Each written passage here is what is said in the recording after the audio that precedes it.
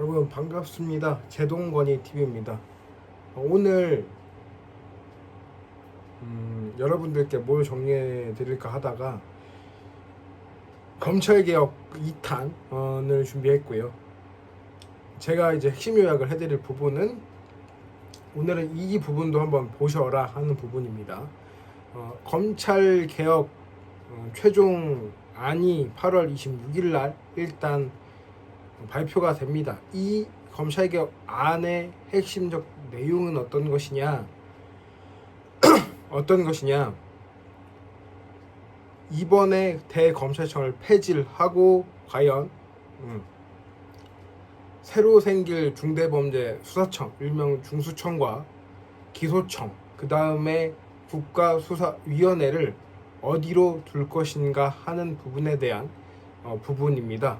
현재 국가수사위원회는 국무총리실로 하는 것이 유력하게 검토되고 있는 상황이고요. 두 가지, 중대범죄수사청과 기소청을 어디에 둘 것인가에 대해서 굉장히 열띤 토론이 이루어지고 있는 것으로 알고 있습니다. 근데 이 부분 중에 특히 현재 열띤 논쟁과 논란이 생기고 있는 부분이 어떤 부분이냐? 중대범죄수사청을 법무부에 두느냐, 행안부에 두느냐입니다. 근데 이 부분에 있어서 여러 가지 의견이 존재합니다. 가장 대표적인 부분은 어떤 부분이냐? 바로 이런 부분입니다. 대검찰청을 폐지를 했는데 현재 대부분의 인사들이 검찰 인사들이 역시 여전히 핵심 부서에 근무하고 있는 법무부 산하로 중대범죄수사청을 두면 과연 우리가 염원했던 검찰청 개혁이 이루어지는 것인가 하는 것이죠. 검찰 개혁이 제대로 이루어지는 것인가 하는 것인데요. 저는 이 논리가 우리가 굉장히 필요 이상으로 많은 논의를 하고 있다고 생각합니다. 무슨 이야기냐? 이 두 가지 논리 모두 다 두 가지 논리, 과연 중대범죄수사청을 법무부에 두는 것이 대검찰청에 맞는 것이냐, 혹은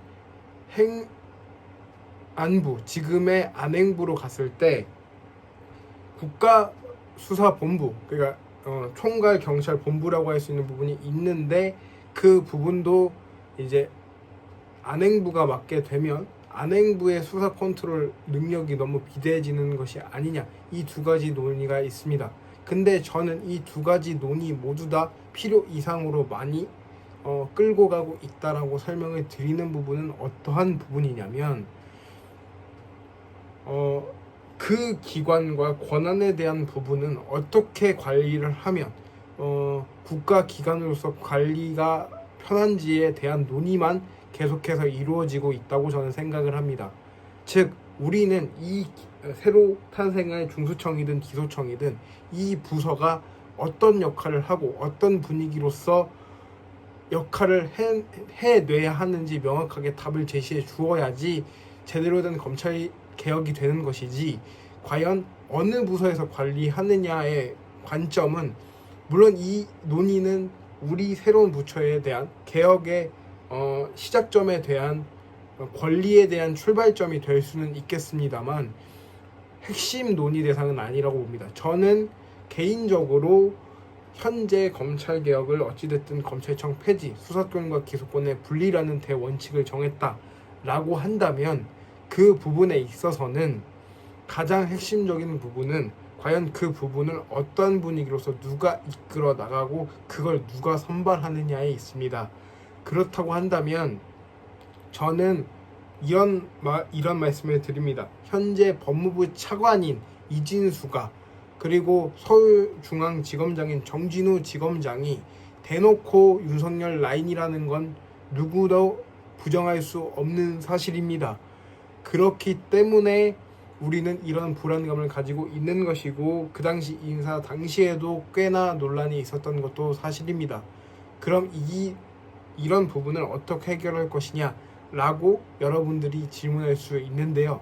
저는 이 부분에 있어서 서울중앙지검장이든 법무차관이든 현재 27일 특검법 연장을 본회의에 올리겠다고 민주당 지도부가 드디어 간만에 옳은 행동을 하고 있습니다.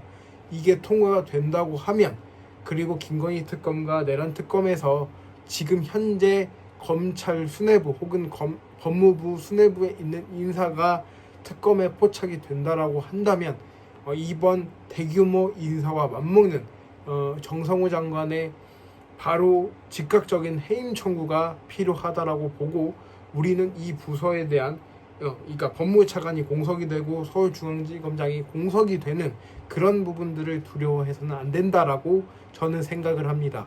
그렇기 때문에 저는 이런 부분들이 결국 특검을 연장해서, 특검이 연장된 부분에서 특히 김건희를 비호했던 세력들, 우리 이제 얼마 전에 이제 권진법사의 권봉권 이런 부분들이 분실이 되는 부분들이 있었잖아요.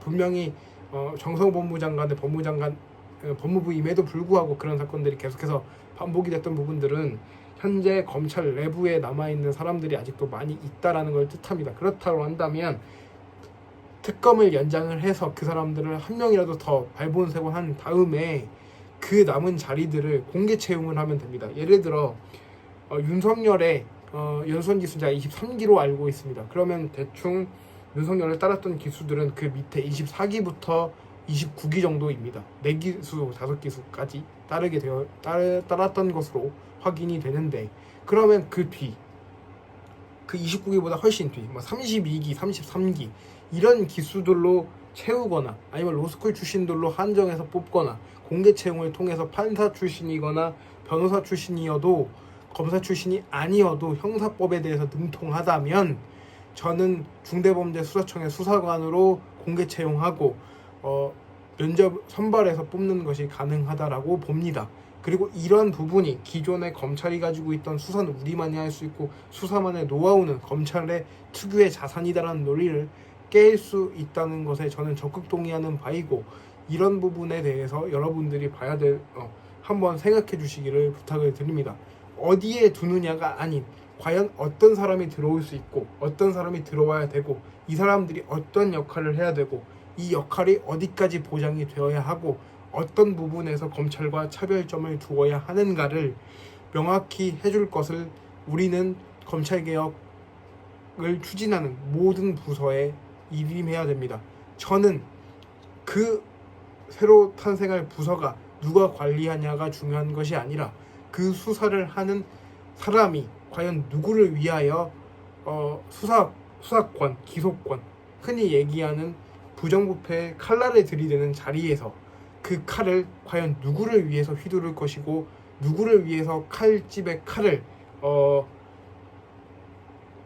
집어넣을 것이며 진정한 약자를 위해서 칼을 집어넣을 것이며 누구를 위하여 칼을 계속 다듬을지가 중요하고, 이런 분위기가 만들어질 수 있느냐가 훨씬 중요하다고 생각을 합니다. 여러분들도 이 부분에서 조금 더 집중을 해주시고 많이 알려주시기를 부탁을